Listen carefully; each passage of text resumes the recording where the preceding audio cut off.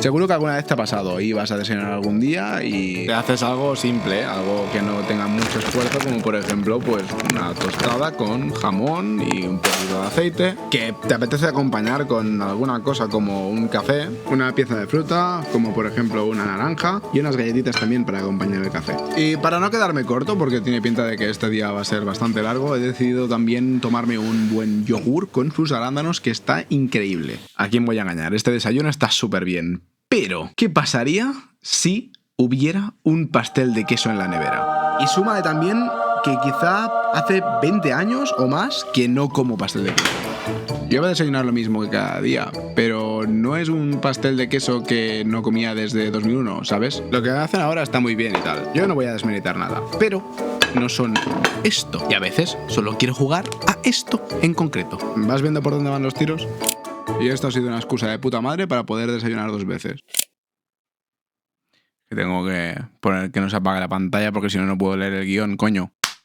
¡Hola! Me hallo ahora mismo muy saturado del mercado videojueguil. O sea, me hallo en mi habitación, pero espiritualmente estoy hasta los cojones. No pasa nada, esto me pasa como una vez al año o 2, y me dura como mucho 2 semanas hasta que otro día vuelvo a encender la Play 5 y se me pasa. De hecho, pensándolo fríamente, estamos en una época de puta madre para los videojuegos. Están saliendo más remakes y remasters que nunca, y además hay mucha más gente que puede jugar a cosas que antes quizá no podía. Pero esto es un tema del que no voy a hablar ahora porque básicamente es como que da para otro vídeo y ya hablaré mucho en este seguramente. Hoy vengo a quejarme, principalmente, cosa que ya no es ni un avance si te paras a pensar viendo el panorama de los vídeos que hago, pero lo que quiero decirte es que me gustan los JRPGs, solo que este año he estado jugando a bastantes JRPGs y muchos son muy largos. Y llevaba bastante tiempo con el ojo puesto en un jueguito que parecía corto, cosa que al final pues no. Pero también voy a decir que ha sido así porque yo he querido alargarlo, ¿vale?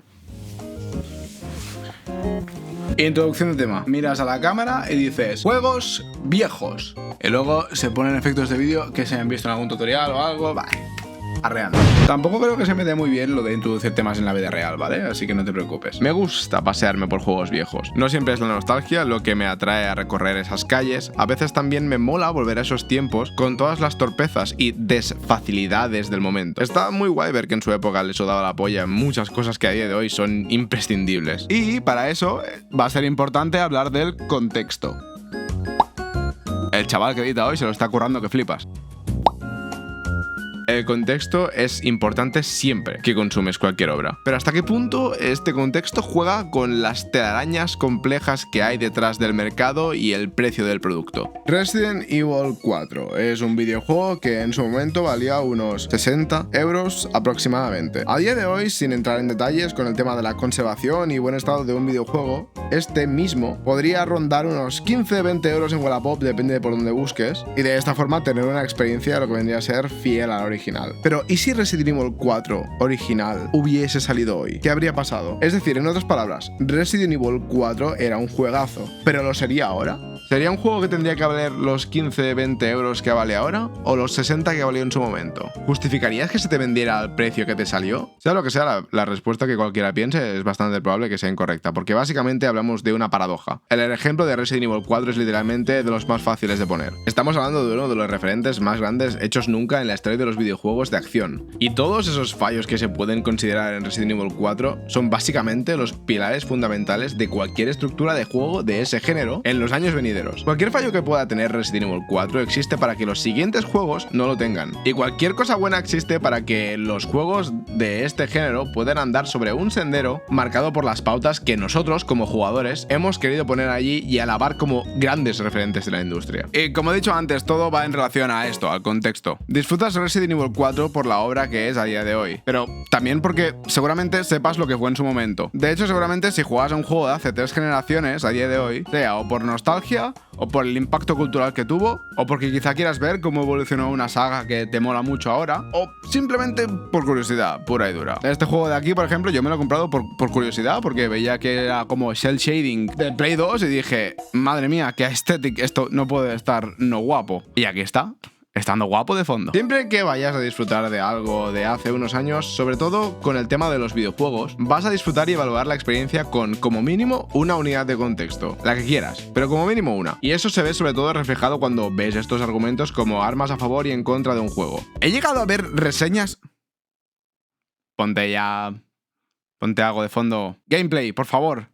Quiero grabar. Me sirve. He llegado a ver reseñas de videojuegos que hablan exactamente de lo mismo, punto por punto, solo que en cada uno de estos puntos una persona puede ver esto como un argumento en contra y otra como un argumento a favor. Cuando más te pones a leer reviews y cosas de otra gente, te das cuenta de que el argumento de esto va a ser una delicia para todos los fans de la saga es muchas veces sustituible por está viejo o anticuado y solo algunos van a poder disfrutarlo. Y por ese motivo, contextualizar es muy importante. Uno va después del otro y es obvio que si uno funciona, el que viene después podrá adoptar esas ideas para que funcione lo suyo. Por eso en muchas ocasiones en la actualidad ya no se ve permitible, popularmente hablando, algunas mecánicas en juegos que antaño se perdonaban por el contexto. Olvídate completamente de sacar un juego en 2025 y meter un perro o un gato sin que puedas acariciarlo. ¿Cómo? ¿Me estás diciendo que has hecho un port de un JRPG de 1999 que no tiene ni autocombate ni cámara rápida? Entonces, ¿para qué se supone que he comprado esta versión? ¿Para los visuales HD? Espera, este sketch que he hecho aquí en el sofá, que no sé si es gracioso, pero al menos lo he intentado. Era una broma medio en serio, ¿vale? Es decir, portear un juego antiguo a una nueva generación mediante un remaster es algo que voy a suponer que se hace para revivir experiencias anteriores o de que otro público pueda disfrutar de esta experiencia que antaño no pudo hacerlo. Pero también voy a suponer que lo que hace es buscar una versión mejorada o definitiva de lo que vendría a ser el contenido jugable que te dan. Bueno, de hecho, todos los remasters tienen la palabra HD, remaster, ultimate, definitive o lo que sea. Eso significa que buscan emular la experiencia original, añadiendo cosas que, por ejemplo, en el año 2025 del señor, hagan que la gente que está acostumbrada a ver contenido multimedia en una pantalla vertical con la efemeridad de 30 segundos pueda disfrutar. Y oye, si hay más gente que juega juegos, salimos todos ganando, así que yo con eso estoy muy contento. Pero, ¿y si no? ¿Y si estas experiencias que deberían estar encajando con las nuevas consolas realmente no tienen ningún juego detrás para respaldarse al que llamarle remake? Simplemente son juegos a priori antiguos y a la vez experiencias completamente nuevas buscando encajar en una consola actual. ¿Cómo afecta esto si no hay un contexto? ¿Nostalgia o nada que te haga pensar que va a valer la pena jugar a un juego antiguo entre comillas? El asunto reside en el planteamiento que me he hecho en este vídeo y es que ¿cómo evalúo un juego sin un contexto real? O más bien un contexto demasiado difuminado quizá. Yendo al grano, ¿cómo puedo hablar del contexto de este juego de 1999 hecho por el mismísimo creador de Final Fantasy y su compositor original que salió inicialmente para iPhone en 2022-2021 y que he podido jugar por primera vez en Play 5 en 2024-25? Bueno, ahora que lo dices bien al grano, quizá tampoco es que haya ido mucho al grano, ¿no? Vale, te estabas preguntando ¿qué coño está diciendo este chaval, no? Yo también me lo pregunto. Porque obviamente este juego no iba a salir en el 99. No vas a necesitar una tele de tubo para jugar a esto. Simplemente que veo que tiene unas características con las que me es muy difícil contextualizarlo. Y creo que una manera muy bonita de ponerlo era decir todas estas cosas que he dicho sin sentido. Vamos a seguir con el vídeo y hacer como que esto no ha pasado, ¿vale? Si está pasando todo esto por mi cabeza es básicamente porque el juego lo ha provocado. Así que si tenéis que culpar a alguien, ya sabéis a quién culpar. Este juego está literalmente chillándome a gritos y diciendo que quiere ser atemporal. En el buen sentido y en el malo de la palabra. Quiere que cuando vaya a la estantería y lo vea, me mire a la cara directamente a los ojos y cada día decirme que tiene exactamente los mismos años. Y que todas las cosas que hace pueden conservarse de pe a pa envasadas en el vacío de la existencia. Pero la pregunta es, ¿lo consigue?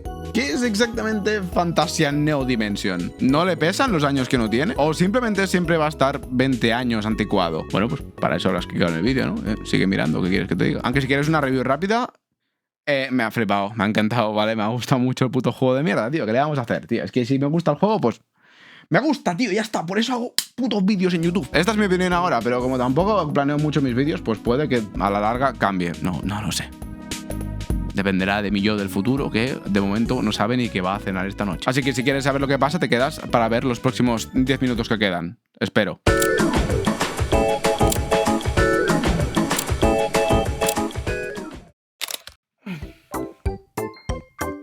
Esto más que una review es un tutorial para poder disfrutar un juego que carece de contexto convencional. Así que vamos al lío, que hay que hablar del tema.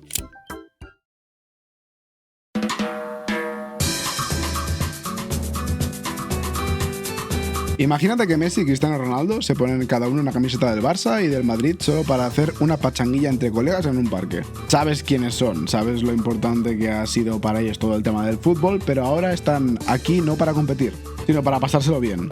Pues en Fantasian, Uematsu y Sakaguchi también hacen una pachanga, solo que en este caso están en el mismo equipo y la camiseta que llevan es de Final Fantasy X porque, Dios mío, qué juegazo. Durante todo el vídeo voy a ir recordando que el juego tiene dos partes. Es algo bastante importante comentar, básicamente porque las dos partes son jodidamente contrarias entre ellas. Son básicamente opuestas. Y he visto muchas opiniones al respecto que dicen que, bueno, la primera es mucho mejor que la segunda y viceversa. Una opinión que la verdad es que es bastante respetable y comprensible si solo buscas un tipo de experiencia JRPG, ya que está dividido en dos casi entregas que son completamente distintas entre ellas. La primera parte es una experiencia lineal 100%. Existen unas misiones y depende de cómo enfoques tu estilo de juego, te podrás ir encontrando alguna secundaria que te vaya a facilitar alguna recompensa que te ayude por el camino. Esta parte creo que es una experiencia muy similar a la de los Final Fantasy de PSX, por ejemplo. Se trata de una línea recta a seguir, te muestra un mapa del mundo y el juego ya te plantea el concepto de tener un barco para poder desplazarte libremente por este. Mientras que con la segunda...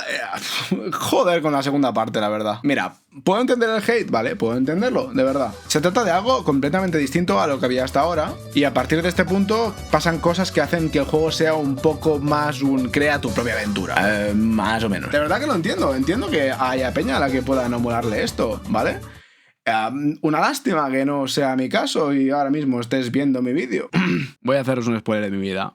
Me flipan los JRPGs. Y este es un JRPG bastante JRPG. Así que igualmente he disfrutado de las dos partes. Y estas dos partes, por muy diferentes que sean, me gustan porque tienen estructuras similares a auténticos referentes del género. Verdaderas bestias de videojuego que las ha hecho el mismo creador de este juego anteriormente. Así que no creo que esto sea dar palos de ciego y ver qué pasa, sino más bien una decisión creativa y tener unas ideas bastante claras de lo que se va a poner en este juego. Y bueno, como he dicho antes, mientras que la primera parte es más lineal, esta segunda parte es un poco más similar a lo que vendría a ser Chrono Trigger, quizá. Sí, más o menos. Lo vamos viendo. Bueno, voy a explicarlo para que todo el mundo lo entienda, ¿vale? Breath of the Wild, ¿vale? Sí, estamos todos en la misma página, perfecto. Es más o menos como Breath of the Wild. En cuanto a la libertad, entre comillas, que se plantea. Importante las comillas, porque obviamente la única libertad que tienes es de ir a un sitio que no estás preparado para ir y tengas la libertad de ver cómo te mueres de una hostia. Por lo tanto, quizá la palabra libertad tiene un cierto grado de ambigüedad. Se trata de un JRPG con una estructura clásica. Al fin y al cabo, lo que vendría a ser la brújula que te lleva a los sitios realmente es el número que hay ahí, es decir, el nivel. Así que sí, esa libertad es falsa, en verdad. Bueno, no sé, es que si no comparo un juego con Breath of the Wild o Dark Souls, parece que esto no se puede llamar review, ¿no? Pues ya está. Dicho todo esto, veo más o menos la estructura de juego general similar a la que se te plantea quizá en Final Fantasy VI, donde la primera parte es una cosa y la segunda es otra. Aunque aquí la diferencia es mucho más drástica, creo que esta gente ha pillado este juego bastante como referencia para crear Fantasian.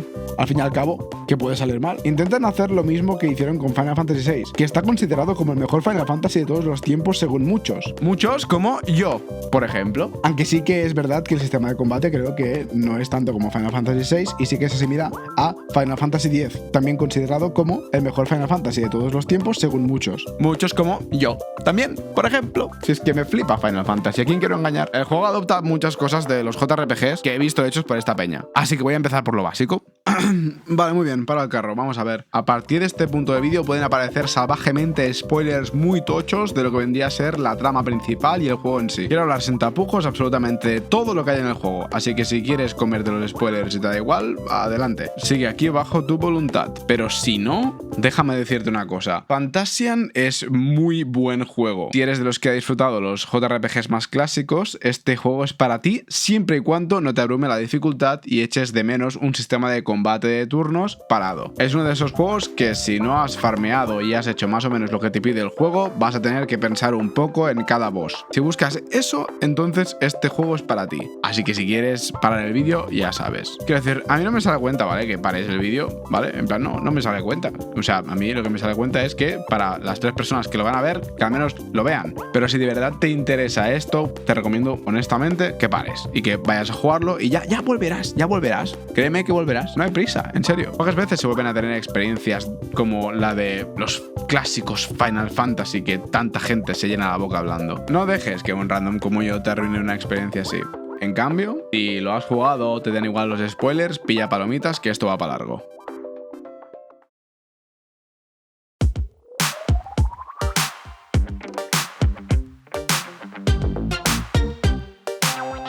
Fantasian es un juego del género JRPG. Si no lo he dicho ya 1000 veces en el vídeo, voy a decir 1000 veces más esta palabra en lo que queda. Lo repito muchas veces porque es una palabra muy importante para el vídeo, así que estate atento a clase. Si tenéis alguna duda, levantáis la mano, etcétera, etcétera, etcétera. Primero de todo, lo que vendría a ser el diseño del mapa y la cámara. ¿Has visto qué gracioso que soy? Señalando la cámara, rollo, como si estuviera rompiendo la cuarta pared. Me creo Hideo Kojima, tío, es que soy la puta polla. Estas cosas solo me hacen gracia a mí. Hay un personaje que se ve desde un punto de vista más o menos isométrico, en el que se podría decir que va andando para sitios que van cambiando de ángulo, de cámara, cada 2x3, y jode bastante la dirección a la que se dirige este personaje, no os voy a engañar. Porque puedes andar hacia la derecha y después, si la cámara le ha parecido cambiar de ángulo, pues seguirás yendo hacia la derecha. Esto no sé si honestamente se considera un fallo de diseño, o es que está bien así, o bueno, no lo sé. A mí me molesta, ¿vale? Es algo que lleva pasando desde los juegos de PSX. Recuerdo jugar a Final Fantasy VII y tener los mismos problemas. Solo que en Final Fantasy VII no sabías dónde coño estaban las cosas para interactuar, porque tenías que ir andando entre píxeles enormes que suponías que eran paisajes. Pero bueno, lo que siempre se dice en estos casos, ¿no? Limitaciones de la época, tal, no sé qué, etcétera. Quizás soy yo ya que estoy viejo y acomodado a las nuevas tecnologías, pero de verdad eso de ahí se interpreta como algo escalable. Y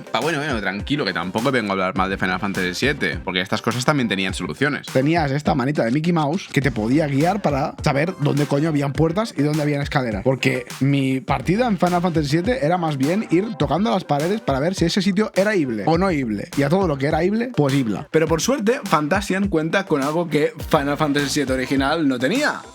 Exacto.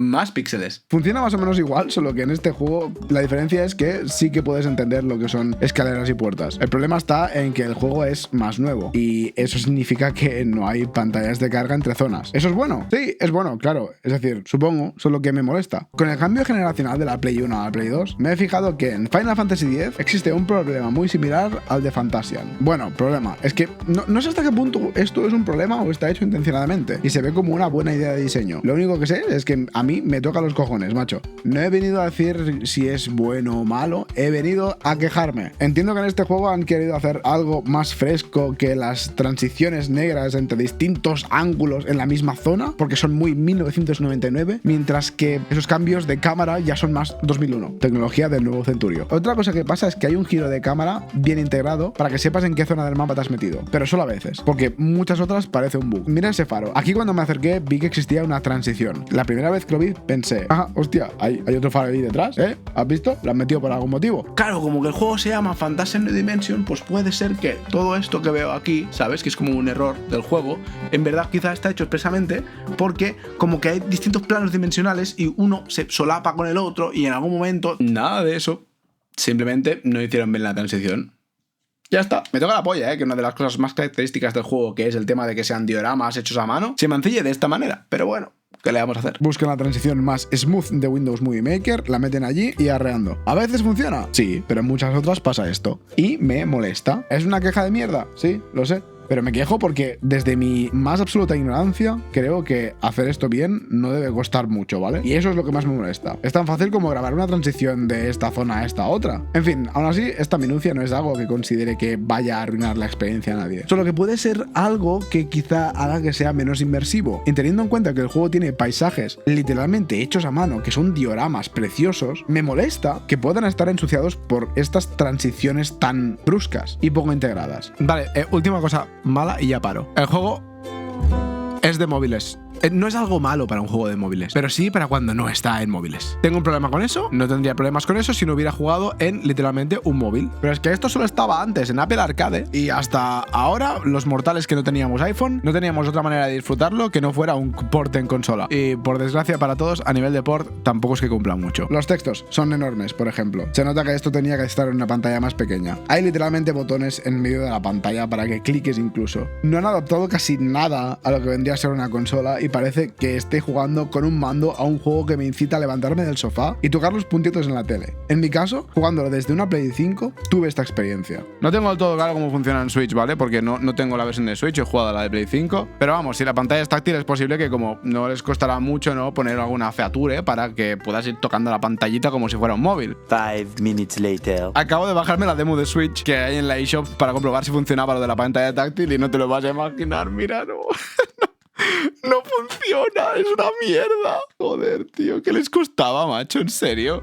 Punto y aparte. La cosa está en que mientras estoy grabando este vídeo han metido una actualización nueva en la que por lo visto han alegrado bastantes cosas de la cámara. Me alegro mucho por quien vaya a jugar el juego ahora. Una lástima que yo ahora ya he invertido mis 100 y pico horas para hacer este vídeo sin esta mierda arreglada. Así que sepas que lo han arreglado, solo que a mí me han jodido igual. Aquí, un momento, espera. He jugado el juego otra vez. Y no es que solucionen mucho. Simplemente puedes escoger entre ver el error más rápido, ver el error más lento o simplemente no verlo en el caso de que quieras saltarte la transición. Pero básicamente el error sigue estando. Así que sigamos con el vídeo. Bueno, pues ya está. Ya me he quitado como todo lo que tenía que decir medio malo del juego. Ya puedo empezar a hablar de lo que es cine, como dicen los jóvenes hoy en día. Si de verdad has llegado hasta aquí, primero de todo, gracias. Coño. Porque para clicar en el vídeo de un chaval que apenas tiene suscriptores hablando de un port de un juego de móviles a consolas en 2025, como que tienes que tener mucha curiosidad, ¿no? Quizá. Bueno, pues bien, ya que has llegado hasta aquí, te voy a recompensar dando la chapa sobre lo mejor que tiene el juego. Y eso es el sistema de combate y el desarrollo, porque es... Sistema de turnos parado. No confundir con el sistema BTC, que es barra de tiempo de combate, que muchos otros Final Fantasy numerados tienen a día de hoy. Este es distinto. Crear un juego con este tipo de combate es básicamente inventar otra vez algo que ya está inventado. Yo personalmente estoy bastante curtido en este aspecto. Es el tipo de combate que me gusta, me flipa, me apasiona. Y la mayoría de veces disfruto como un niño chico con estos juegos. Pues imagínate lo guapo que tiene que estar esto para que yo quiera dedicarle no sé cuántos minutos en un vídeo. No sé cuánto tiempo voy a estar hablando de esto. Después lo ponemos en postproducción, ¿vale? Sí, en 20 a 30 minutos. Keep going. Muy bien hecho, jefe. Para eso te pago. Y ya os he hablado de Dios antes, ¿verdad? Ya, yo también me ponía nervioso con eso dentro. Final Fantasy X es uno de los mejores JRPGs hechos nunca. Literalmente en todos sus putísimos aspectos. Y no estoy siendo subjetivo. Este juego es una droga tan dura que cuando lo compré en su día, tuve que sacar una receta médica para que me lo vendieran. Amo tanto esta caja de plástico que voy a hablar solo lo justo y necesario para complementar este vídeo. Porque puede que en un futuro hable más de este juego. Os he dicho que es muy bueno, porque es muy bueno. Así que ya sabes, si quieres que hable de este juego, solo tienes que ponerlo en la caja de comentarios y hacérmelo saber, ¿eh? ¿Qué para eso estamos? Entonces, el sistema de combate y desarrollo de Final Fantasy X se puede resumir en sistema de combate de turnos espléndido en el que puedes tener toda la información del combate, tiempo para pensar y cambiar entre 3 personajes durante el combate. Bien, un sistema de desarrollo increíble con mucha libertad y personalización. Y para acabar, unos bosses que te hacen exprimir esas mecánicas y que te incitan muy fuerte a que pienses en cada turno antes de pasar al siguiente. ¿Qué tiene Fantasian? Pues todo eso. Más o menos. No creo que este juego esté al nivel de Final Fantasy X, ¿vale? Pero joder, hacía mucho que no tenía una experiencia similar a la que tuve con este juego. Y ya solo por eso es de agradecer que existan productos así. Pero algo que sí que puedo decir es que se amolda bastante a esos 3 puntos que he comentado. Y voy a detallar un poco más estos puntos en esta parte del vídeo. Separando todo esto de las ideas que podría o no adoptar de Final Fantasy X, Fantasian ha cogido un concepto inevitablemente común en los JRPGs y lo ha transformado de una forma sorprendente divertida. Pero que la verdad es que me sorprende bastante que nadie hable de esto. Me refiero al grindeo o farmeo. En este tipo de juegos, de un perfil más clásico, lo que más vas a notar es que en algún momento hay una pelea aleatoria contra bichos que seguramente no tengan nada que hacer contra ti. Estos enemigos están para plantearte un desafío distinto al que quizá te plantea un boss. Se trata de un desafío de una administración de recursos en el camino que puede haber en una dungeon. Magias, poderes, optimización de todo lo que tengas en el menú de pausa para no quedarte en bragas cuando tengas que enfrentarte al bicho tocho de turno que hay al final del camino. Es decir, un encuentro aleatorio quizá no te supone ningún problema, pero a la que acumulas unos 10, empiezas ya a ver las cosas distinto. Entonces aquí es cuando Fantasian coge este concepto tan arraigado que la mayoría de desarrolladores ve inamovible en este género y lo moldea para hacer algo nuevo que, si os soy sincero,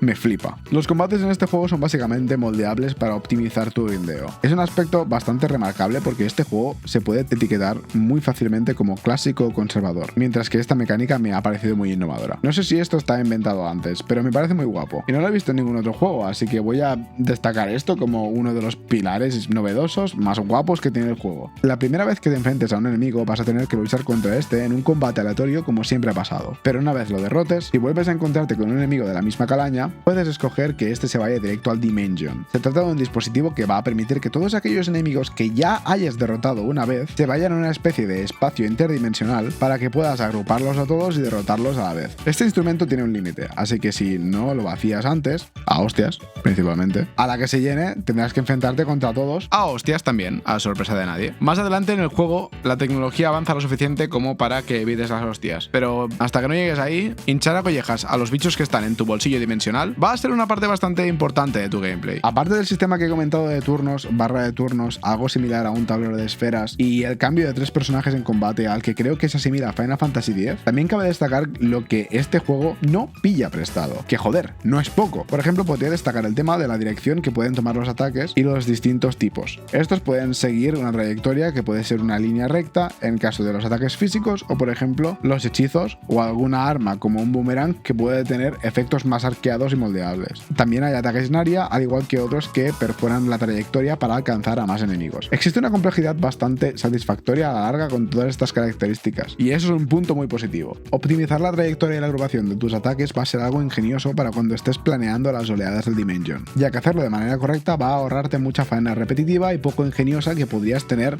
en peleas aleatorias con pocos enemigos que puedes matar de un turno quizá. Además, en estos combates verás pequeñas esferas que, en caso de que apuntes bien, podrás tener beneficios pasivos durante el combate o incluso turnos extra. El Dimension es un aparato muy arraigado a lo que vendría a ser la trama principal del juego, y creo que está introducido de la mejor manera posible a nivel ludonarrativo.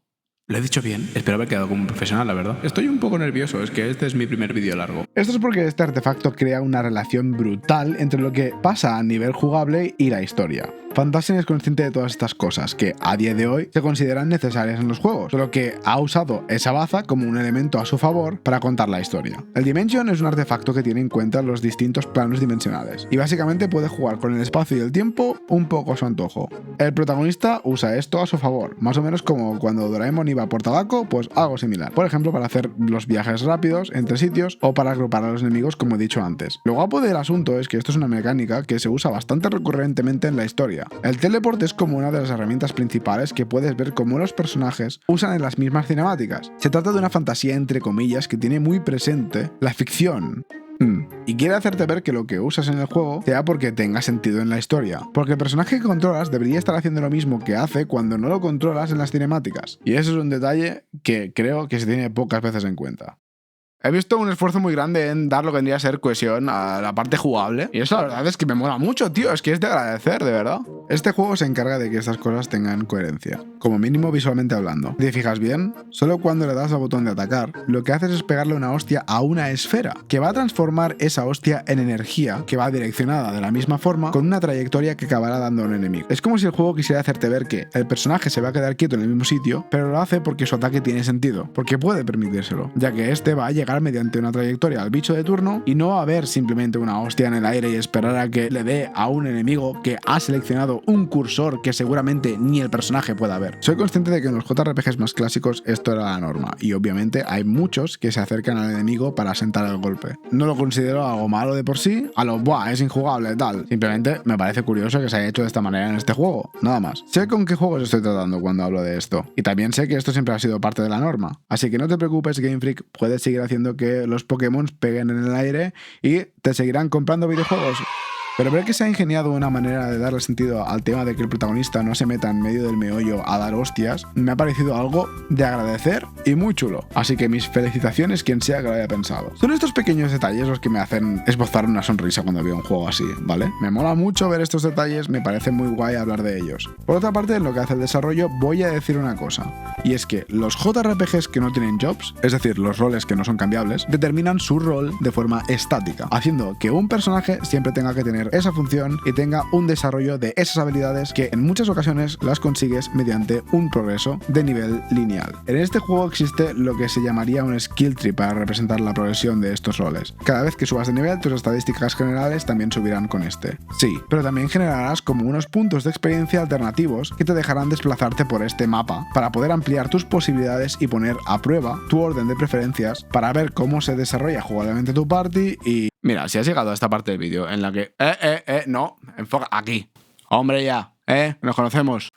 ¿Por dónde iba? Vamos a ver, si has llegado a esta parte del vídeo voy a suponer dos cosas. La primera es que te flipan los JRPGs igual que a mí, con lo que no hace falta que te explique nada de esto porque seguramente ya lo sepas. El otro caso sea que seas un colega mío que me ve porque quiere o mi madre. Fantasian es un juego que peca de un abismo de dificultad bastante grande en la segunda parte del juego. Sí, es posible. O es posible que no, la dificultad es subjetiva. Pero ese abismo de dificultad también va cogido de la mano de un abismo de posibilidades en su desarrollo y su gameplay. Así que considerar la dificultad como algo malo no tiene por qué serlo cuando a la vez también te abren más puertas. Así que para hablar del desarrollo de este skill tree, tengo que hablar también del siguiente punto principal que quiero comentar en este vídeo.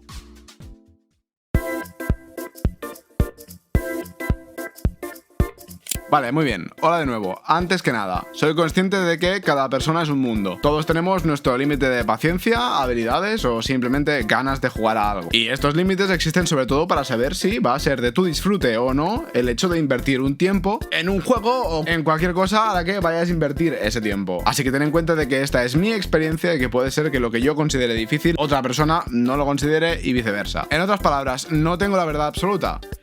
Pero si solo un 7,8% de la gente que ha jugado al juego ha llegado a pasárselo, quizá la dificultad tiene algo que decir al respecto. He oído bastantes quejas que hablaban de esto. Quejas muy considerables y respetables que pueden dar pie a pensar que este juego es verdaderamente difícil o que simplemente busca que farmees muy fuerte. Antes había comentado que esto era un juego de turnos y que los juegos de turnos estaban bien. Pero creo que era más divertido cuando los turnos también me tocaban a mí, hijo de la grandísima puta. Son unas quejas con las que he llegado incluso a estar de acuerdo en ocasiones. Pero ahora que me he pasado el juego y lo he completado, con la mente fría y calmada, viendo con perspectiva como toda mi experiencia, no creo que el juego peque tanto de lo que la gente dice. Es más, me atrevería a decir que como juego es cojonudo. Yo creo que lo que pasa es que como que lo hemos jugado 4 matados, pues a la que 2 dicen que es chungo, como la mitad de la player base ya está de acuerdo con que el juego es chungo como mínimo, así que...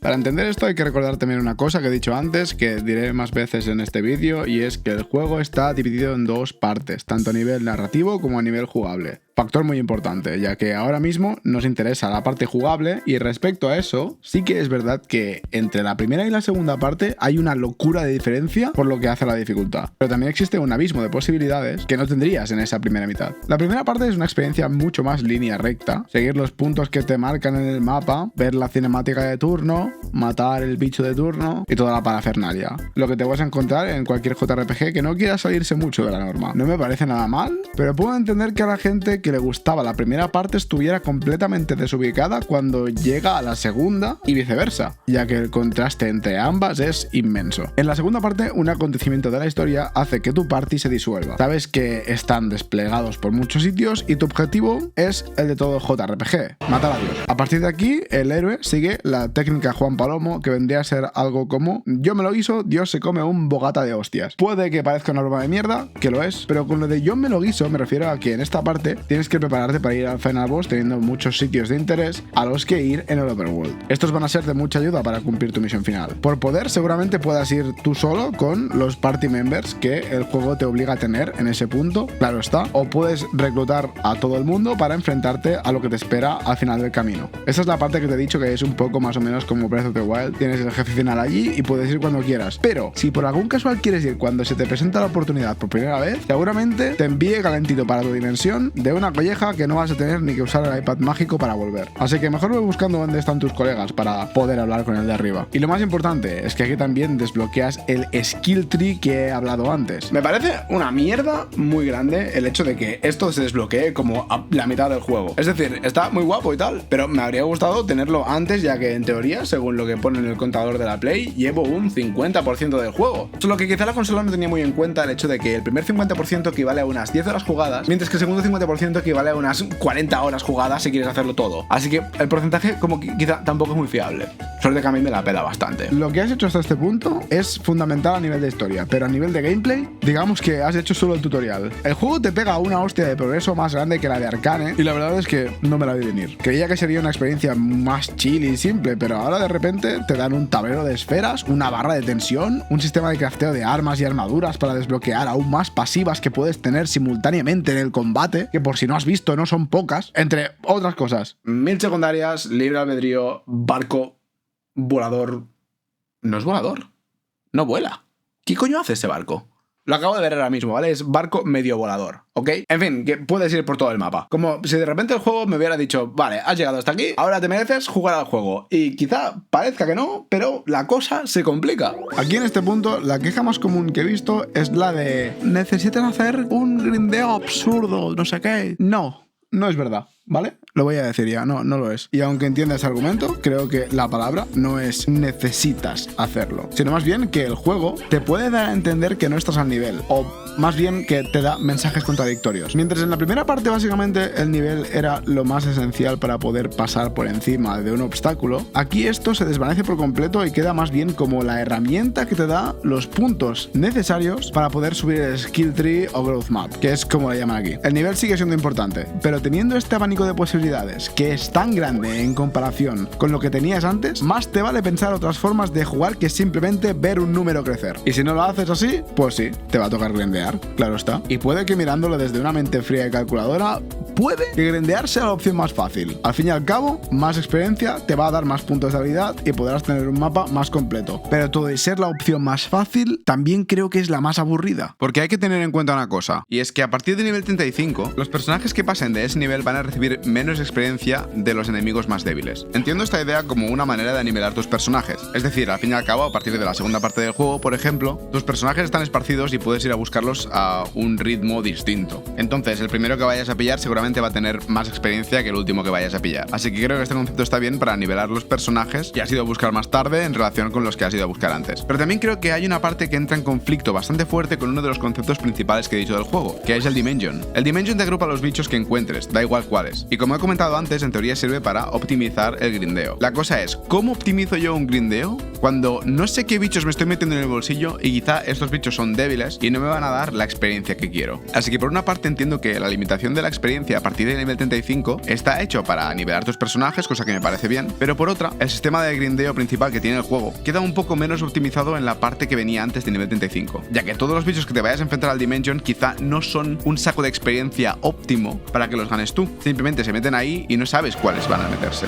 Vale, este no me lo esperaba. Una alternativa a esto que creo que lo podría solucionar bastante bien y no se ha plantado en este juego, o por lo menos yo no la he visto, sería pillar como el que pillan, por ejemplo, otros videojuegos del género más actuales. Últimamente he jugado juegos en los que, por ejemplo, los enemigos que son más débiles entran en un combate distinto al que vendrían a ser los enemigos normales, y para ahorrarte que tengas que estar apretando solo la X, te lo ponen más fácil y te lo autogrindean de alguna manera. No quiero tampoco que me lo hagan solo, simplemente que, por ejemplo, el Dimension podría tener una opción en la que me dijera, solo quiero que entres en el Dimension los enemigos que no se consideran débiles. De esta forma sabría entonces que cada vez que entro al Dimension voy a estar siempre optimizando lo que hago de la manera correcta, porque sé que lo que va a pasar si no es que solo quiero entrar en el Dimension cuando los bichos que hayan entrado sean de una zona en la que sé que no van a haber enemigos débiles. Entonces aumentarías la dificultad de tus oleadas en el Dimension a cambio de más experiencia, y de esta forma seguro que tratarías al jugador de una manera justa. Pero a rasgos generales creo que estos fallos, de forma pasiva, te van a hacer ver que el Dimension a partir de un punto no hace milagros. Y honestamente creo que cualquier cosa que me haga ver a mí que lo que tengo que hacer es replantearme la estrategia y no farmear, es tratar al jugador de manera inteligente, diciéndole, jefe, deja de matar a minions y empieza a mirarte el tablero. En otras palabras, no quiero defender esto porque creo que entra en conflicto con uno de los atractivos más grandes del juego, solo que lo que quiero comentar es que esta idea de diseño con la que no estoy del todo de acuerdo, como efecto secundario, queriendo o no queriendo, hará que te mires más las cosas. Y aun y que no quiera defender esto, prefiero que un fallo del juego me haga jugar de una manera más inteligente, que no que una mejora de calidad de vida me haga las cosas tan fáciles que pueda jugar sin pensar. Soy un conocedor bastante amplio de pegarme de hostias contra un muro que lo que hará será matarme repetidas veces porque en teoría no puedo pasar por esa zona. Pero la que pasas ya es otra historia, ¿eh? Quizá como que el muro no sabía tanto como tú. El hecho de sentirse más inteligente que un muro es algo que tendría que mirar con un psicólogo. Pero cuando pasas, como que estás más contento, ¿verdad que sí?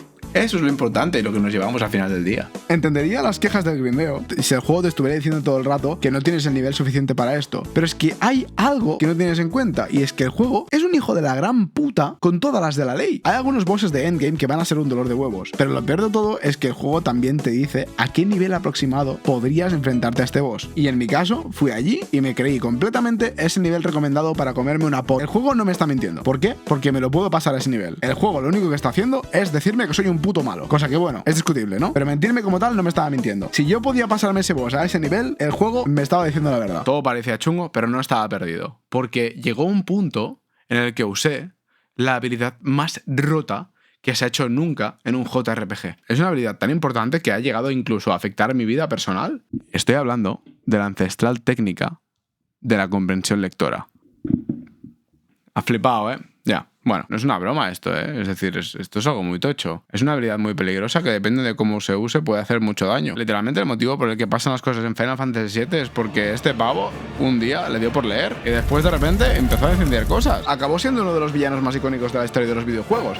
Así que no te tomes a la ligera la comprensión lectora, puede ser algo bastante chungo. Cuando descubrí lo que hacía un boss, volvía para el menú y cambiaba todo el equipamiento. Si aún así me moría, miraba de comprarme otro equipo. Si veía que el enemigo tenía debilidades, intentaba darle con eso. Si veía que el enemigo usaba, por ejemplo, ataques de un tipo en concreto, intentaba crear ese equipo para poder defenderme de los ataques de ese tipo. Que por cierto, se hacen de una manera muy curiosa, dándole ingredientes a este caldero y después pegándote con unas ciertas condiciones para que te cocine una gema. Bastante entretenido, la verdad. La manera más extrema que he llegado a tener ha sido la de recomponer entero el skill tree de algunos personajes solo para un boss, para poder llegar a esa habilidad sacrificando otros stats como más fuerza o más defensa que tendría en otros lados del tablero. Intentaba balancear esas pérdidas que tenía por una parte con lo que ganaba en el equipo y tenía que reorganizarlo todo solo para un puto boss, porque no quería pasarme del nivel recomendado, porque llega un punto a que ya es personal. Esa ha sido mi experiencia. Te puedo asegurar de que si no hubiera podido hacer todo esto, no habría hecho tampoco este vídeo, porque me puto flipa que un juego de turnos te deje como todo el tiempo del mundo para tomar una decisión en combate que, si la cagas, te jode vivo. Me hace sudar la gota gorda y estar al límite sabiendo también que hasta que no le da la X no va a pasar nada, pero esa tensión está muy guapa. Bueno, ¿y qué más tengo que decir ahora? El autoequip. El autoequip es una mierda. Y lo mejor de todo es que está bien. Le encuentro cierta magia. Es como si fuera una mecánica que han tenido que poner en plan obligatoriamente. Esto está en todos los juegos, metedlo. Y lo hayan hecho mal, aposta. No nos lo vamos a currar. Como si quisiera decirle al jugador que piense, básicamente, que no le des a un botón y ya está. Sí, bueno, esto es lo óptimo, ¿vale? No te va a salvar de nada. Así que si quieres pasarte el juego sin levelear mucho, aprende a puto leer. Vale, puedes darle a este botón te autoequipa las cosas de manera más óptima, solo que esta optimización no te va a salvar de nada. Así que una de dos, o la palmas o piensas un poquito. Mirad qué pasa si le doy a autoequipar a este personaje. El juego me dice en la puta cara que es tonto.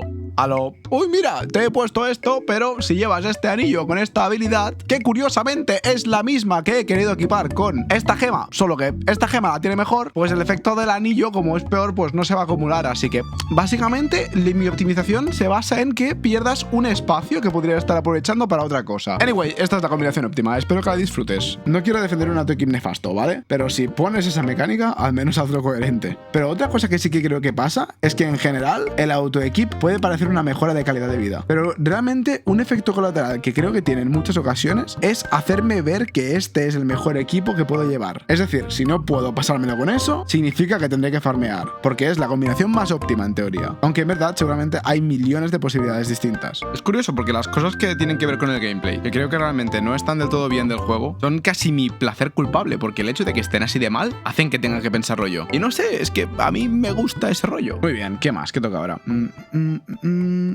Vale. Uy, creo que necesito un poco más de atmósfera para contar esto.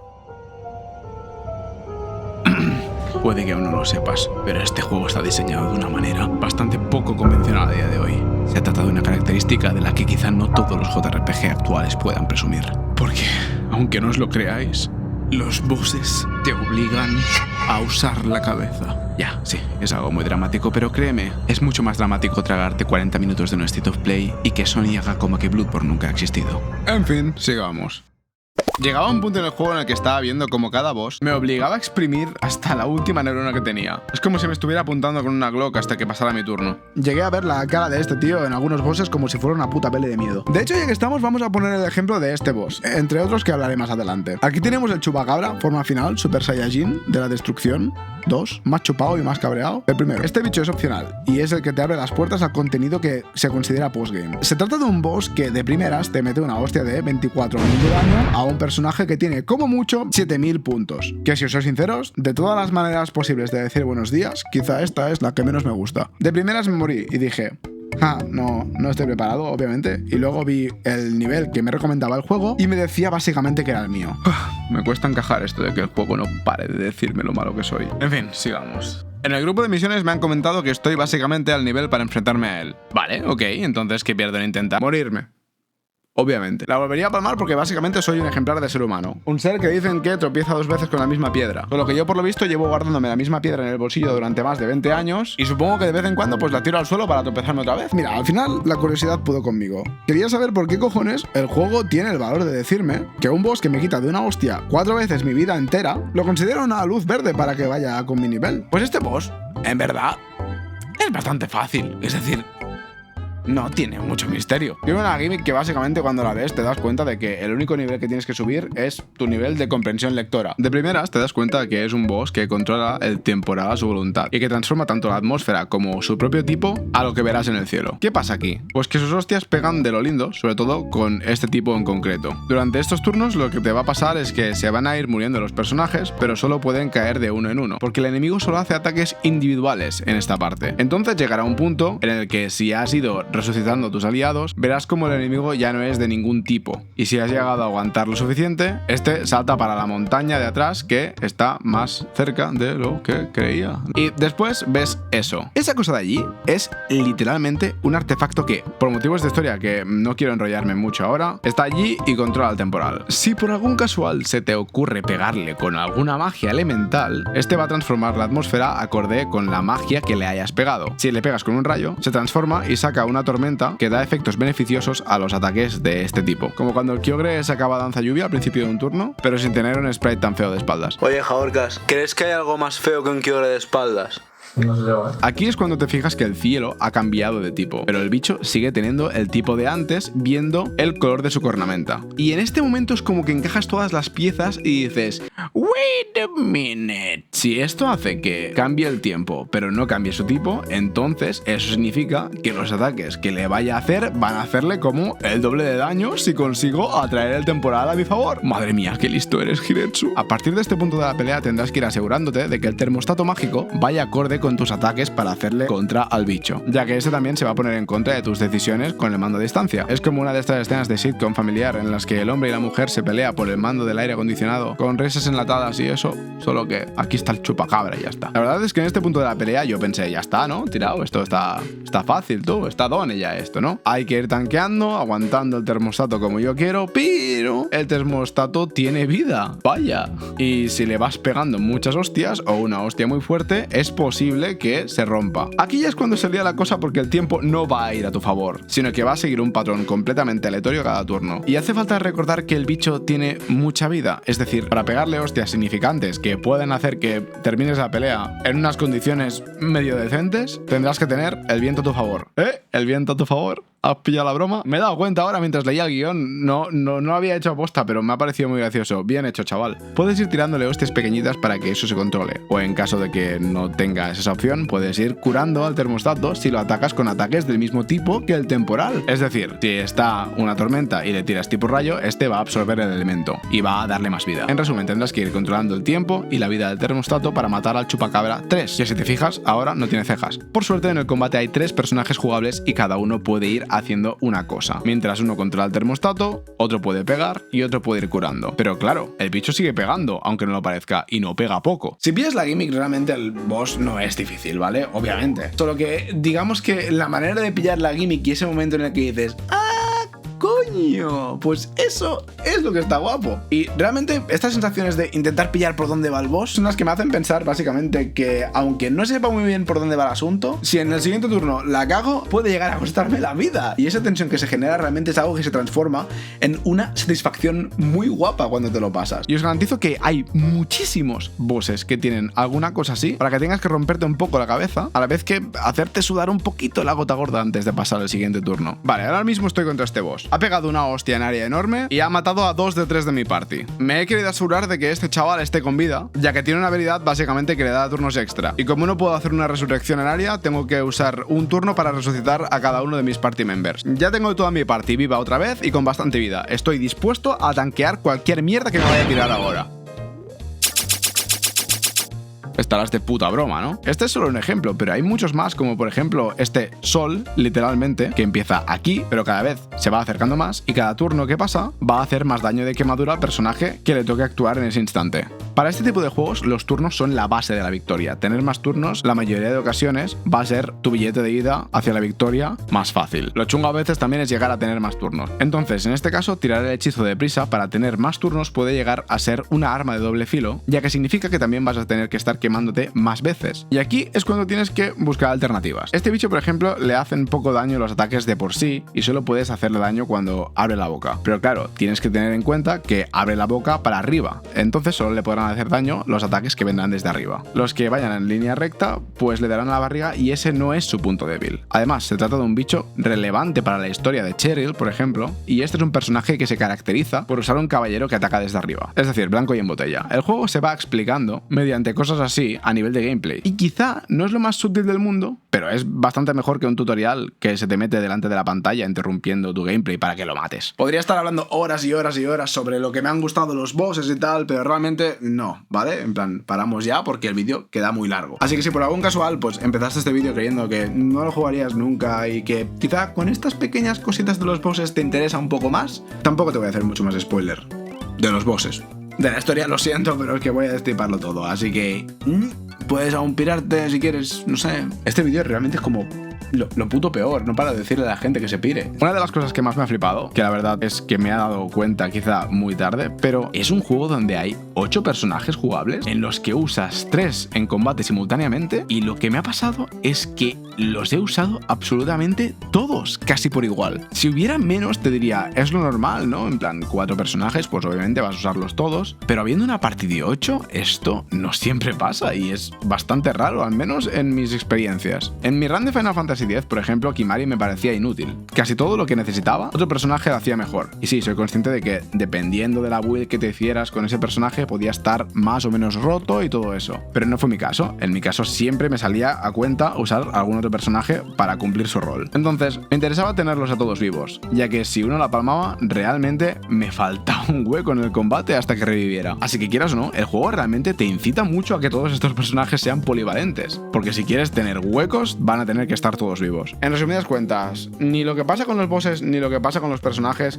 va a ser la rueda 2. La rueda ya está inventada hace tiempo, pero lo que pasa es que aquí han hecho una rueda cojonuda. No va a ser la primera vez que me vaya a encontrar un personaje con el rol de alquimista, con cosas súper rotas, pero que al fin y al cabo sean consumibles. Pero hay que fijarse también en qué es lo que tira este alquimista en concreto. Tampoco va a ser la primera vez que me enfrenta a un boss que sea curado por sus minions, pero quizá sí que tenga que pensar en algo distinto para que este no se cure. O sea que realmente los personajes son polivalentes y los bosses son bastante imaginativos. Así que si tienes en cuenta realmente que todas las cosas en las que se tiene que basar un juego con un carácter tan clásico ya están mayoritariamente inventadas, este juego hace una muy buena faena reimaginando muchos conceptos que ya están establecidos. Y le dan un frescor a nivel jugable que me ha flipado de lo más lindo. Vale, voy a cambiar un poquito, un segundito, lo que vendría a ser el argumento principal de esta parte, y es lo de que no tenemos que grindear, no sé qué. Vale, píllalo con pinzas. Cuando te pasas el juego, desbloqueas lo que vendría a ser el contenido de postgame. Este contenido de postgame, de primeras, ok, pero después te piden subir a nivel 80, cuando seguramente no llegas a nivel 60. He visto que con el New Game Plus tienes todas las habilidades que tenías anteriormente y desbloqueas un segundo skill tree. Este skill tree tiene mejoras de calidad de vida que te harán más fácil, digamos, este postgame, pero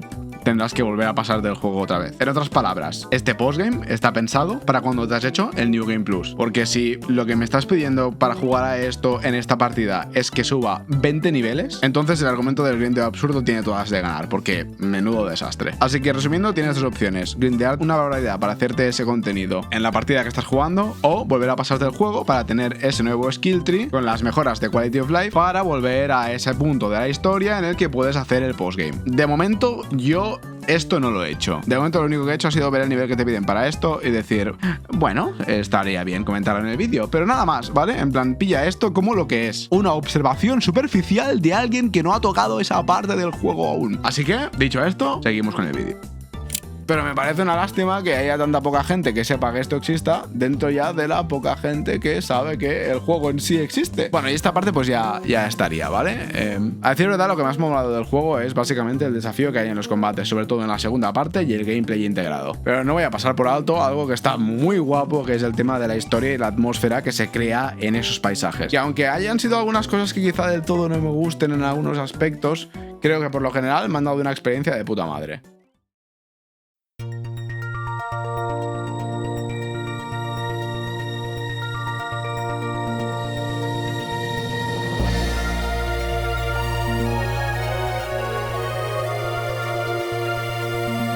Mecteria. Hay algo invadiendo el mundo en el que viven los protagonistas. Nadie sabe nada de su origen, nadie sabe nada de su futuro y nadie puede ver lo que va a ocurrir respecto a esto. La incertidumbre que se te plantea al inicio puede pecar de típica para ser un JRPG. Sí que es verdad que el juego tilda de muchos clichés, como por ejemplo el protagonista con amnesia para que te llame más la atención su pasado, que no sabes y todas estas cosas. Y bueno, hay algunos peros. A nivel personal me joden algunas cosas que son tonterías enormes, pero macho, las tengo ahí, tío, y no sabes cómo me rascan la bolsa escrotal. Es como que no puedo parar de verlas. Me joden mucho más estas cosas de mierda en juegos que me flipan que errores garrafales en juegos que ni me van ni me vienen. Como por ejemplo el protagonista, Leo. Es literalmente Nier. No puedo parar de verlo. Es un pavo carismático y un liado de la vida, me cae muy bien. Y a nivel de guión es un prota que cumple e incluso tiene cosas que me gustan bastante, pero es que el diseño me jode. Si todos los personajes fueran igual de relevantes, entonces quizá me molestaría menos, pero el problema que tengo es que el personaje principal es personaje principalísimo de cualquier puto plano astral del juego. Todo gira en torno a él y no puedo parar de ver a este señor buscando a su hermana pequeña. De verdad, no puedo. Pero en fin. Vale, esto ya me lo he quitado de encima. La historia empieza con todo esto planteado. Muchas dudas, cero respuestas. Despiertas en un pueblo amigable a primera vista en un desierto y algunos de los habitantes dicen conocer la persona que eres. Entonces, intentando averiguar tu pasado, vas buscando y buscando hasta que te topas con Kina, una chica con poderes mágicos que también va a acompañarte en tu aventura. Kina significa destino en la lengua ancestral de este universo, entonces como que no para de repetirse a sí misma que tiene que encontrar su destino, su Kina. Algo con sentido para su personaje, pero me da bastante cringe que tenga que estar repitiéndolo cada 2x3. Kina significa destino por si no lo habías leído las primeras 7 veces. Más adelante se suma al grupo una princesa que por lo visto el prota dejó plantada en su día, pero no se acordaba debido a su amnesia. Algo que cuando lo vi por primera vez me hacía tener aún más ganas de saber por qué el prota era así por aquel entonces. Estos son, digamos, los personajes principales que salen en la primera parte del juego. Tienen una química bastante guay y se les plantea una historia interesante. Hay un fuerte vínculo entre estos tres y también se te presentan los personajes que van a ser más relevantes en la segunda parte. Una lástima que la portada del juego es básicamente un spoiler andante de toda tu party. Me habría gustado más ir sin saber quién iba a acompañarme. Cuando ya das paso a esta segunda parte, los personajes nuevos plantean sus propias historias personales y como el prota se tienen que meter en todas ellas. Entre estos tenemos algunos como un capitán de un barco que va a ser útil obviamente en algún punto del juego. Este oculta más de lo que aparenta, ya que es una reencarnación de los dioses en el mundo terrenal, con una moral muy distinta a la que tenían los de su especie. El niño alquimista que busca que reconozcan el trabajo de su gremio y idolatra a la princesa Cheryl por tener un muy buen comportamiento y un sentido de la bondad admirable. Los robots que fueron hackeados en el principio del juego para tener sentimientos y poco a poco van entendiendo más a los seres ajenos a su plano dimensional. Esta señora que es científica y que se quedó sola en su universo solo porque un dios quiso, con muchas preguntas y pocas respuestas también. Y luego tenemos a Shadow the Hedgehog. Este pavo creía que solo sería edgy de cojones, pero está muy guapo su historia. Hablaré de él más adelante. Se trata de un storytelling muy centrado en sus personajes. Así que si te va ese rollo, te va a gustar. Leo quiere encontrar su pasado perdido, saber qué pasó y averiguar los secretos que se esconden en lo más profundo de su ser para poder, en algún momento, matar a Dios. Es un JRPG. ¿Qué te crees que va a pasar? A medida que va recordando sus cosas, va entendiendo su pasado y el sacrificio de sus padres en todas sus vivencias de niño. Recordar que su pasado era fundamental para poder seguir andando hacia el nuevo mañana y una vez encaja todas estas piezas del puzzle, se ve con la certeza de seguir adelante en su misión, la de pegarse a hostias con Dios. Hay una parte súper chula en la mitad del juego donde el chaval está solo en un mundo lleno de monstruos, porque por algún motivo en este plano dimensional, si tu corazón flaquea, estos aparecen. Para poder andar por estos lares hay que seguir andando y ir con la cabeza bien alta, decidido de tus actos. En esta parte también te comentan que su padre, un investigador nato, vivía con la esperanza de poder resucitar a su esposa algún día, hasta que dio con la respuesta, con una respuesta que no fue de su agrado. La resurrección era algo tangible, digamos, pero no deseada. Siempre va a haber una pérdida, no puedes escapar de ella. Entonces, después de dar con esta respuesta, Bernard, el padre de Leo, fue engullido por los monstruos invocados por la flaqueza de su esperanza. Rendirse fue su perdición y el final de su vida. Leo es consciente de esto. Leo sabe lo que le toca si sale por ese camino, pero también es consciente de lo seguro que va a estar con las decisiones que va a tomar a partir de ese punto. Sabe también que existen estos monstruos en este plano y sabe que van a estar acechándole, pero también sabe que si se mantiene firme va a poder con todos ellos. Es una metáfora muy guapa, solo que tengo un problema con este tipo de juegos japoneses y es que tienen la absurda necesidad de sobreexplicar todo en cualquier puto momento. Pero también entiendo en parte que si este juego es PEGI 12 y algún chaval de unos 10-12 años intenta jugarlo, están como bien integrados para que un público que quizá no le da tanto al tarro, pues lo entienda de primeras. Pero ¿a quién quiero engañar? Si estos juegos están hechos para que básicamente la gente que haya jugado los Final Fantasy clásicos tenga otra golosina más a la que hincarle el diente. Hay otra cosa que creo que se ha ido perdiendo con los años, inevitablemente en la evolución de este género, porque como que de repente todo tiene que ser mucho más serio, porque claro, como que no puede ser menos serio que lo anterior. Y salvando las distancias obviamente con algunos otros juegos, como que últimamente muchos quieren ser demasiado serios. Y me alegro que este juego no quiere hacer estas cosas. Hablo de eso, la poca seriedad, o sea, lo que vendría a ser el sentido del humor, ¿vale? Eso está guay. En este juego también están el típico grupo de malos que en verdad quizá como que intentan ser malos pero no pueden. Y al final acaban siendo pues unos pavos que los ganas no porque sean débiles, sino porque les salen mal las cosas. Por ejemplo, Leo era un científico un poco paranoico con el tema de la seguridad y puso mecanismos de defensa alrededor de todos sus descubrimientos para asegurarse de que no caen en malas manos. Esto es bastante gracioso si tienes en cuenta que es un tío con amnesia que intenta encontrar cosas de su pasado. Se dan situaciones como esta, donde él y su grupo están buscando en su laboratorio, dentro de cajas con un sistema de defensa que te envía directamente a otra dimensión paralela para pegarte con enemigos. Es tan absurdo su nivel de obsesión con la seguridad que incluso metió a este enemigo, que es básicamente el dios de la oscuridad, dentro de una cajita por si alguien nos meaba. Son situaciones graciosas que hacen que el grupo tenga diálogos de este estilo. Here comes another one. Someone spared no expense, huh? Whoever did this is way too paranoid. I'll take that as a compliment. Creo que son cosas que le dan mucho carisma a los personajes y le da vidilla a muchas otras más situaciones del juego que quizá como que tienen un tono mucho más dramático. Me gustan estos contrastes, están guays. Por otra parte tenemos a Cheryl, no sé cómo llamarla, tío. Creo que le he dicho como de 3 maneras distintas durante todo el puto vídeo. Cheryl, ¿vale? Que es la princesa mimada que cree que el mundo está bajo sus pies por defecto, creyendo que el protagonista estará locamente enamorado de ella. Cuando en verdad el tío está en todo el juego solo mirando su iPad mágico y sudándole la polla a todo lo demás. Aun y todo este comportamiento mimado o incluso infantil, se ve como a lo largo de la historia este personaje se presenta como una verdadera heredera al trono. ¿Verdadera? Heredera. ¡Qué bueno! Y una reina ejemplar que puede pasar por cualquier obstáculo y que todo su pueblo amaría. Eso está bien. Mola. Puede que no sea Aragorn, pero está bien. Hay muchos personajes con historias súper interesantes que no sé si voy a explicar del todo en este vídeo o no, pero algo que sí que voy a hacer va a ser explicar un poco una parte de la historia de Kina, porque creo básicamente que esa parte en concreto es como el mejor ejemplo para explicar hacia dónde va el núcleo narrativo de la historia general.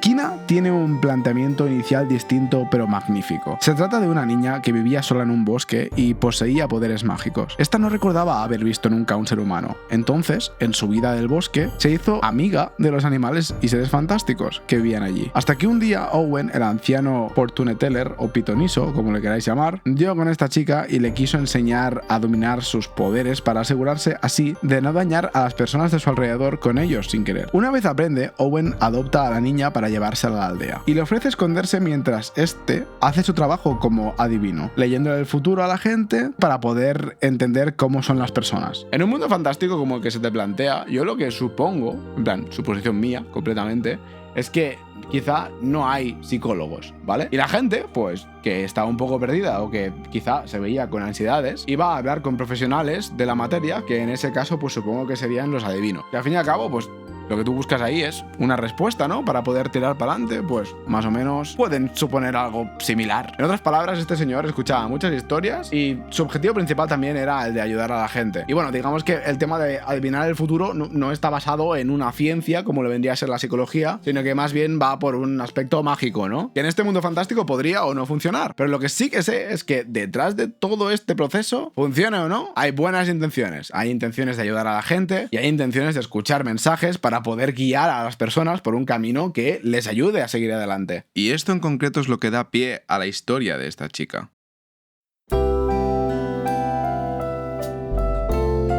¿Quién escuchaba todas esas historias? Y la chica inocente, que nunca había tratado con seres humanos, vio cómo estos eran buenos, malos, egoístas, amables, mezquinos, todo eso, e incluso en ocasiones veía como el mismo individuo podía tener estos mismos sentimientos contrarios, sentimientos que chocaran entre ellos. Ella no entendía el comportamiento humano, no entendía por qué eran tan distintos entre sí o cómo podían ser tan contradictorios. Pero la respuesta es literalmente la más simple, y es que así es la naturaleza humana. La contradicción, el caos que otorgan las emociones es literalmente lo que nos hace humanos. Y quizá a primera vista no lo parece viendo que va de universos paralelos y mierdas así, pero el juego se desarrolla principalmente a partir de lo que se cuenta en este relato. El caos y el orden son los antagonistas principales para entender el transcurso de los acontecimientos de esa historia. Narrativamente hablando, hay un cambio muy grande, pero creo que bastante bien llevado entre las dos partes del juego. Y como he dicho antes, el primer arco concluye y todos los personajes principales también concluyen con su arco personal. Leo vuelve a recordar su pasado, Kina y Cheryl averiguan que son hermanas y después de esto sus rumbos van para otros sitios respetando todo lo que se ha construido hasta entonces. Es decir, todo está cerrado, pero aún queda algo más. En este juego existen distintos planos universales con sus propias normas y propia lógica, pero el caos y el orden son elementos que comparten todos los universos. Dentro de aquí existe el universo humano, el del protagonista, el de las máquinas, que podría representar el del orden quizá, y el del caos, que es literalmente el plano del caos. En plan, aquí ya no se han currado nada más que ponerle este nombre. Y por último también tenemos el plano de los dioses. Durante el transcurso de la historia encuentras fragmentos de un cuento sobre unos dioses que sufrieron una tragedia. A grandes rasgos, básicamente lo que pasó fue que 4 dioses eran colegas hasta que un día uno se le fue la olla un poco por temas de poder y tal, Y luego ya no lo fueron tanto. y como daños colaterales acabó palmándola una integrante del grupo. En este plano la resurrección era algo posible y mediante mucho esfuerzo se pudo volver a traer a su amiga de vuelta. Jim se llamaba la chica, aunque lo que trajeron de vuelta ya no era Jim. Era una diosa que quizá tenía un punto de vista demasiado humano para su raza. Y lo que volvió de entre los muertos era básicamente lo opuesto. Eso no era Jim. Eso era simplemente un cascarón vacío, fruto de la frustración y ilusión al mismo tiempo por intentar eliminar el sentimiento de vacío que genera el corazón tanto de un humano como de un dios al tener una pérdida. Todo esto es fruto de algo que no contaban que les podría pasar a ellos mismos. Es fruto de emociones. Eran reflejos de lo que ellos también sentían o llegaron a sentir en algún momento. Toda esa superioridad que tenían sobre los humanos se iba a pique básicamente cuando se veían aterrados por los mismos problemas. Y el afecto que puede tener un ser humano también forma parte del que puede tener un dios. Nadie, absolutamente nadie, da igual en qué plano estés, da igual qué lógica tenga tu universo, da igual todo eso. Los sentimientos son algo que pertenecen dentro de la persona, y eso como tal es algo que está en cualquier plano que te haya planteado el juego. Así que no puedes tan fácilmente escapar de lo que tienes dentro. Aceptarlo es un paso, y el siguiente para ellos va a ser superarlo.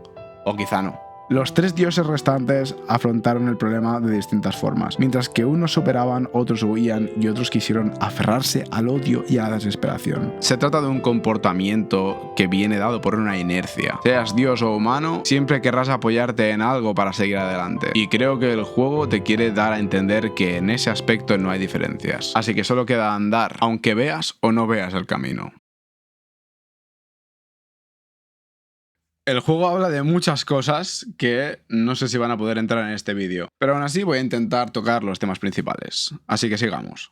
Se hablan de cosas bastante científicas, pero se busca mucho romantizar con elementos fantásticos todo este universo de ciencia ficción, intentando dar razonamientos lógicos a elementos científicos con emociones como si fueran parte de la ciencia. Una decisión atrevida, que creo que a veces puede pasarse de romántico y quizá como no cuadrar muy bien con lo que yo esperaba, pero que me parece bien ejecutada en general. Se plantean metáforas como por ejemplo que el amor es algo similar a la gravedad, ya que asimila los cuerpos gravitatorios como un círculo de amor que te rodea. Cuando amas algo hay una atracción, y esta atracción actúa de tal forma para los dos individuos si esto es correspondido. Puede que parezca cutre, pero si tienes en mente que el contexto de esto es que es una historia contada a un niño por su madre científica, creo que en verdad no queda tan mal y que está bien. mola. Sí que es verdad que hay veces que se les va la puta olla hablando del bosón de Higgs y términos como la entropía, que para alguien que sepa del tema será fácil, pero yo tuve que leer Wikipedia un poco para enterarme. Hay un interés enorme en enmascarar la fantasía con la palabra ciencia ficción. Y aunque me mola, es decir que a veces no lo veo del todo.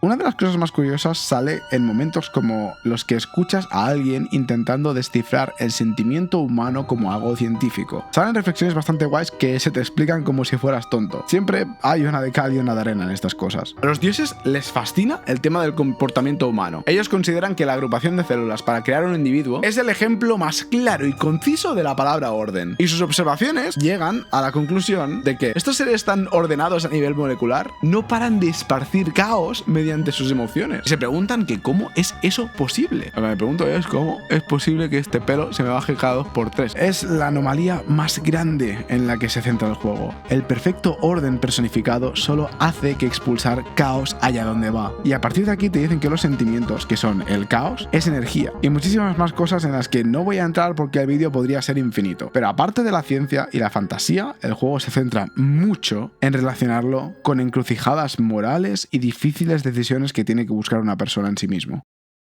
Y bueno, ¿qué más?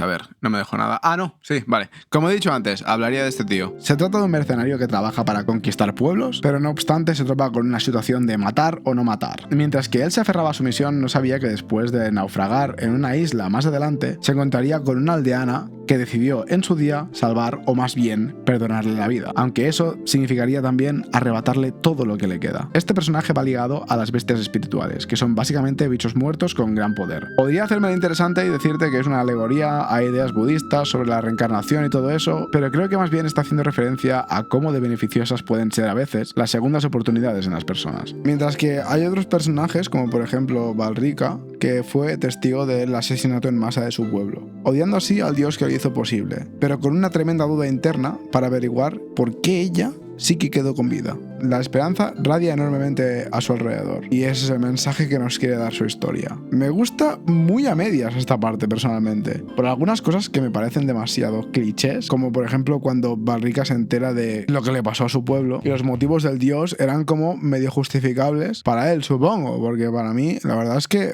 no. Y te argumenta con cosas como, bueno, esto iba a pasar a la larga, así que yo solo he acelerado el proceso, como si la gente le tuviera que estar agradecido o algo, en plan, es que me toca los cojones, de verdad te lo digo. Mira, a mí esto ya no lo aguanto, de verdad, es que de todos los clichés posibles, creo que este es quizá el que más me toca las pelotas. Es lo que he dicho antes, de verdad, o sea, que la caguen en mierdas así, y no creo que sea un fallo tan garrafal, simplemente que a mí, en concreto eso, me pellizca bastante fuerte los huevos, y no es una sensación agradable. Y en cambio, me mola mucho, por ejemplo, el camino que sigue Valrika, que básicamente pasa de ser un personaje que está en un mundo sola completamente, a tener una pareja y buscar un niño y un futuro para este niño. El futuro que han labrado todos los personajes, en plan como un mensaje muy bonito. Y bueno, llevo todo el vídeo haciendo alguna bromilla sobre el tema de matar a Dios y todas esas cosas que son de las típicas de un JRPG, pero vamos a tomarnos un momento eso en serio, lo de matar a Dios y tal, ¿vale? En otras palabras, no el tema en sí, sino la responsabilidad que conlleva todo eso. Esto ya no lo considero ni un cliché, quiero decir, no encontrarás muchos JRPGs que el objetivo final no sea salvar al mundo. Es casi un género, de hecho. Pero algo que me gusta de este juego es que la parte de salvar al mundo es la principal que comparten todos los personajes, solo que queda en un segundo plano cuando estás hablando con ellos. Esta conversación de este rollo no es la única que hay en el juego, pero me parece bastante representativa para lo que quiero explicar. El protagonista es básicamente un saco de aprendizaje. Aprende de las experiencias que tiene y aprende de sus compañeros. Is there anyone you love? Huh? I mean, I've never really thought much about it, I guess. That's so. I've been so busy trying to find my missing father and all, everything else in my life just kind of fell away. Well, here's some advice from one man who lives in the past to another. Don't let yourself forget there's a present, too. And a future. And you gotta learn to live with them. Yeah, I know. Right now, that future needs us. Somebody's gotta stop that moron who calls himself a god. Once that's done with, we can wallow in the past all we want.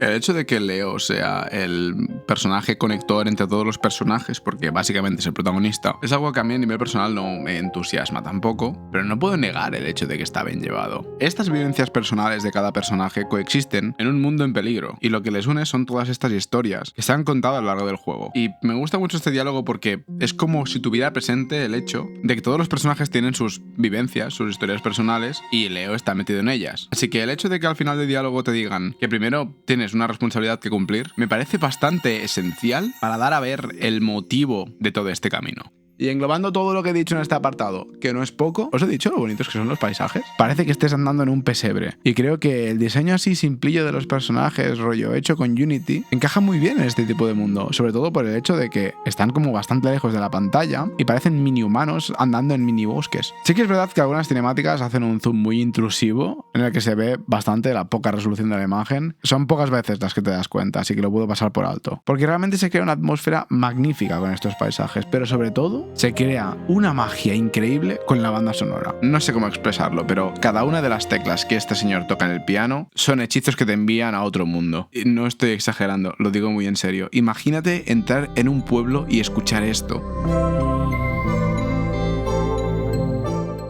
O estar en el Overworld y escuchar esto otro.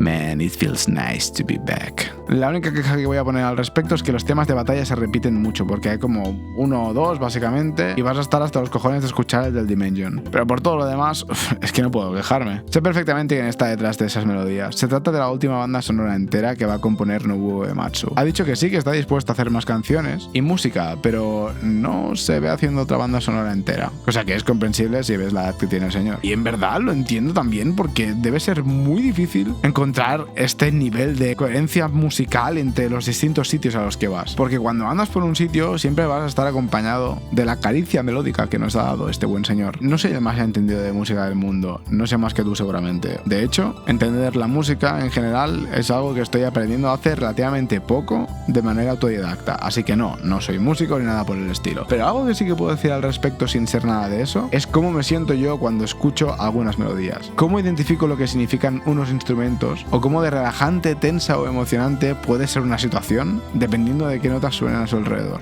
Así que solo por eso yo ya estoy más que agradecido. Hemos estado bendecidos literalmente porque este señor decida qué suena en qué momentos.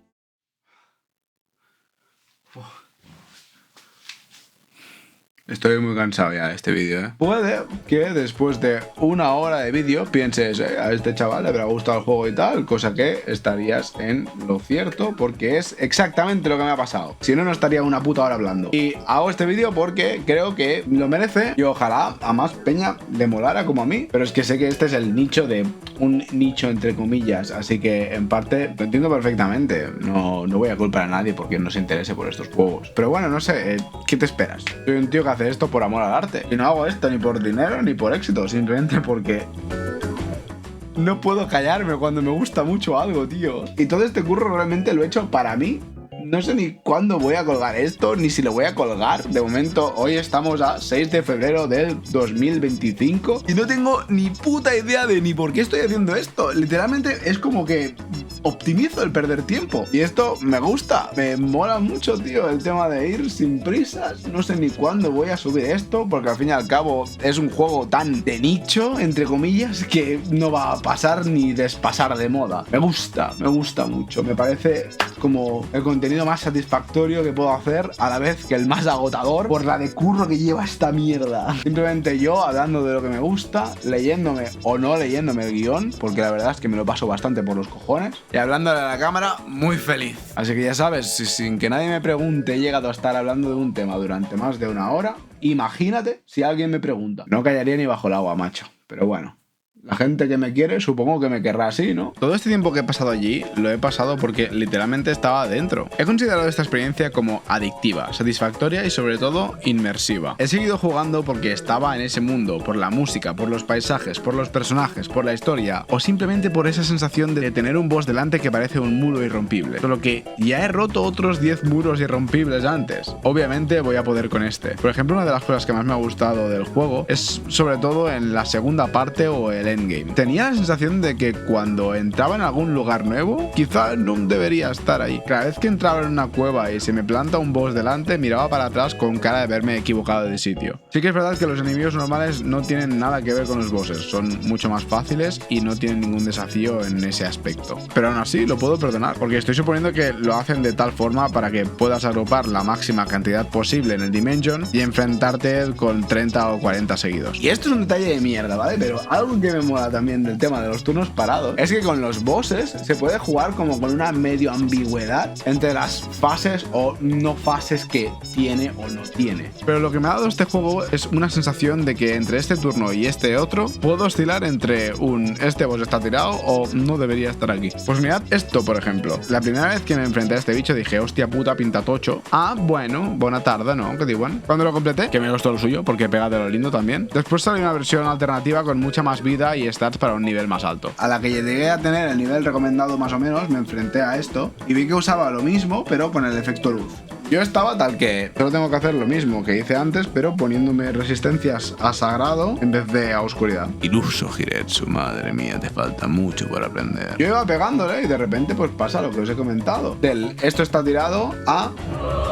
¡Sí, hombre! ¡Vete a tomar por culo ya! Me recuerdan a la primera vez que me hice, por ejemplo, una build óptima para poder enfrentarme a un boss y usando la cabeza un poco más, teniendo en cuenta otras cosas que no sean solo, por ejemplo, las debilidades de tipo. Tener esa experiencia otra vez con más comprensión lectora que la primera es algo muy gratificante. Es como si se tratara de una extraña sensación de una nostalgia inexistente. Y esto lo relaciono con lo que comentaba al principio del vídeo. El falso contexto que he creado yo mismo para jugar este juego. El hecho de querer montarme básicamente la historia en mi cabeza de como si fuera esto una obra de arte que en su momento marcó un antes y un después. Y quiero comentar el hecho también de que aunque no lo parezca porque no he parado de repetir en este vídeo que el juego es clásico y conservador, también he de decir que es muy valiente. Es como si hubiera jugado a un remake de un juego que no pude jugar de pequeño, queriendo conservar todo lo bueno de la época pero también teniendo en cuenta en qué año va a salir ahora. Como si quisieran resaltar por qué esto fue grande en su día, respetando también todo lo que los fans recordaban de este juego. Pero lo que no es así. Fantasian es un juego de 2022 que he jugado este año. Al querer atreverse a hacer esto otra vez, han demostrado que juegos como Final Fantasy X no solo se aguantan por la nostalgia. Ha demostrado que si volviera a salir un juego con ese rollo, ese sistema de combate y todas esas cosas que recordamos de Final Fantasy X, eso seguiría siendo disfrutable. Porque como he dicho, yo no puedo tener nostalgia por Fantasian, pero sí que puedo apreciar lo que está haciendo. Aunque el lugar y el momento quizá no sea el correcto porque la industria ya como que tira hacia unas tendencias bastante marcadas, saber que hay cabida para estos juegos es algo que honestamente me da calma. Me dice que, oye, está bien que estés. Y creo que volver a hacer esto otra vez es básicamente una de las cosas que hacen que este arte también avance. Igual que el Mario Party no ha reemplazado juegos como el Parchís, este tipo de juegos tampoco van a ser nunca reemplazados por nada. Puede que las modas vayan y vengan, pero siempre habrá cabida para estas experiencias. De hecho, si te lo paras a pensar, creo que ahora hay como bastante hincapié por este rollo de juegos también. Mira los juegos del estilo Octopath Ocean Strategy Quest 3 Pixel Remaster Remake Chronicle. Oh, lo he dicho bien, ¿no?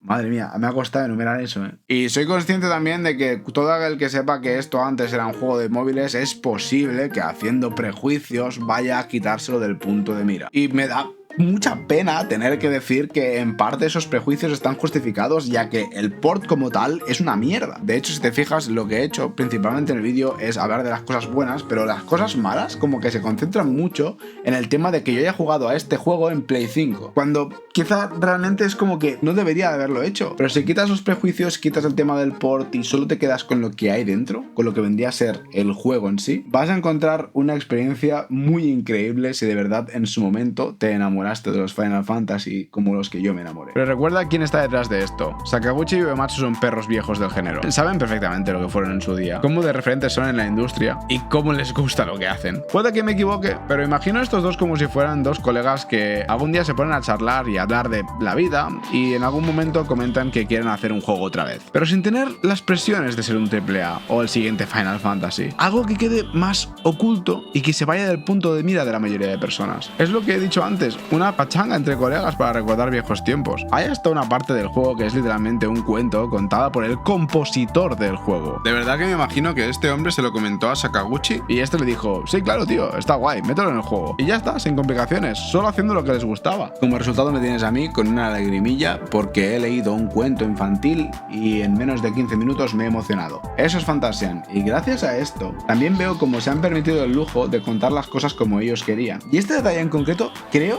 que es quizá lo que más me ha gustado del juego. El cómo se cuentan en algunas ocasiones estos relatos y el libre albedrío que he visto, digamos, a nivel creativo, viendo que no hay las presiones de un AAA normal. Puede que sea una olla mía, ¿vale? Puede que no tenga nada que ver, no he hablado con los creadores del juego, pero es como la impresión que me ha dado y lo que voy a imaginar que ha pasado. Ya tengo un vídeo hablando de lo que me mola que en un videojuego se te expliquen las cosas como si fuera una fábula o un cuento. Me gusta Voice of Cards porque lo que muchos consideran abaratir costes mediante algo como explicarlo con cartas, para mí es una excusa para dar a conocer una historia que da mucha más rienda a la imaginación, guiándote con algunas imágenes y un narrador que hace muy bien su faena mientras te cuenta lo que pasa. El videojuego como tal puede tomar muchas formas, pero creo que realmente siempre se tira mucho de la narrativa que, digamos, está más inspirada en lo que vendría a ser el cine, donde predominan las cinemáticas y las escenas de movimiento y no este tipo de relatos. Me parece bien que por lo general se plantee de esta forma siempre y cuando puedas explicar bien lo que tienes que decir. Solo que lo que no me gusta es que se caracterice esta otra manera de explicar una historia como algo barato o para ahorrar costes. Creo que aparte de abaratir costes, este método también da unas ventajas al receptor para poder dar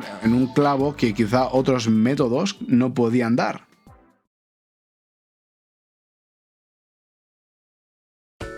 Y bueno, poco más a comentar, la verdad. Este vídeo se podría considerar un poco más como la prueba piloto de intentar hacer vídeos largos. Aunque, claro, pasar de vídeos de 20 minutos a uno de 1 hora, quizá tendría que haber hecho el paso de, no sé, 30 minutos, 40. Veo que me he flipado. Te podría decir más bien que este vídeo ha sido pues como un juguetito para mí, ¿no? En plan, más bien como una golosina, más o menos. Algo para mi disfrute y literalmente yo hablando sin tener que pensar mucho más el tema de esto va a encajar o no va a encajar. Está bien.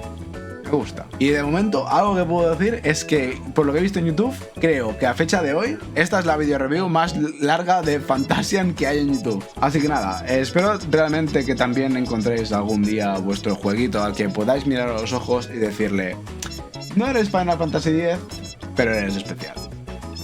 Así que nada, ya está. Ahora sí que sí, se acaba el vídeo. Chao. Joder, macho, mi puta vida.